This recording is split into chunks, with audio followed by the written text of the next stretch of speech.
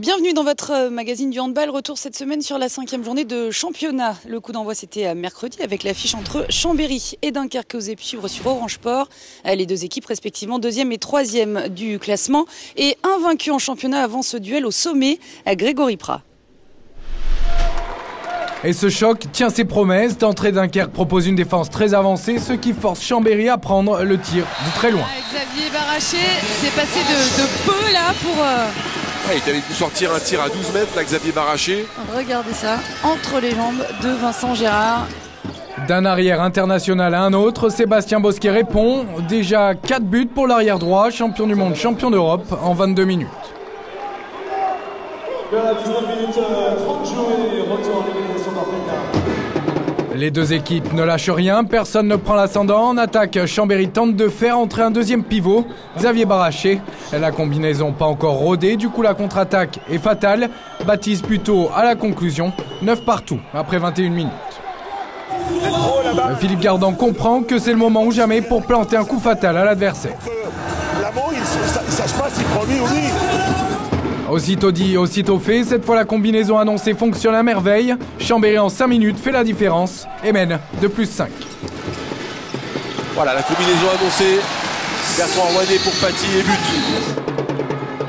Et on en restera là à la mi-temps. 15 à 10 en faveur de Chambéry contre Dunkerque. C'était au coude à coude. Maintenant, je sais pas trop ce qui s'est passé. On a pris beaucoup de montées de balles, donc du coup, on a -5, c'est un peu dur. Dunkerque revient les vestiaires avec les crocs, à l'image de Baptiste Buteau, l'ailier gauche. 9 sur 14 au tir pour Buteau, dont 5 pénaltys. Mais dans les moments difficiles, Chambéry compte sur ses hommes de talent.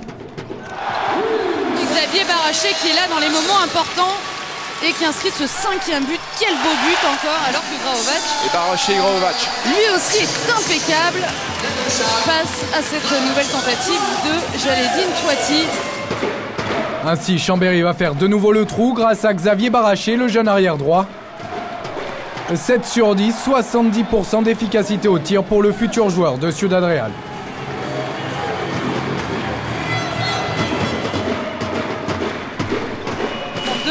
Voilà. 25, score final en faveur de Chambéry qui signe une 5e victoire en championnat. Chambéry qui reste invaincu. Large victoire, une victoire où on fait un peu la différence sur la fin, mais sinon c'était un match très rugueux et très âpre.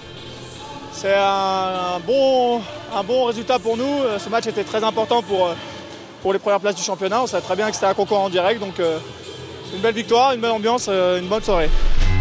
Les autres résultats de la 5e journée, de succès à l'extérieur pour Saint-Raphaël et Toulouse. Nantes s'impose à domicile face à Cesson et 3e défaite de la saison pour Tremblay. Enfin, la rencontre entre Ivry et Dijon a été reportée en raison du mouvement de grève. Au classement, pas de surprise, Montpellier-Chambéry, leader invaincu. Dunkerque est 3e avec 8 points. Saint-Raphaël remonte au classement, désormais 6e. Dans la deuxième partie de tableau, la surprise, c'est Tremblay, seulement 11e avec une seule victoire depuis le début de l'année.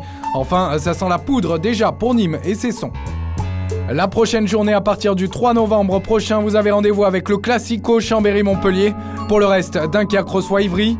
Tremblay aura un vrai test face à Nantes. Saint-Raphaël se déplace à Cesson. Enfin, Nîmes tentera de grappiller quelques points à Dijon. Rendez-vous donc dans 2 semaines pour le choc de la 6e journée. Et quel choc, hein, le grand classique entre Chambéry et Montpellier à suivre le mercredi 3 novembre dès 20h30 sur Orange Sport.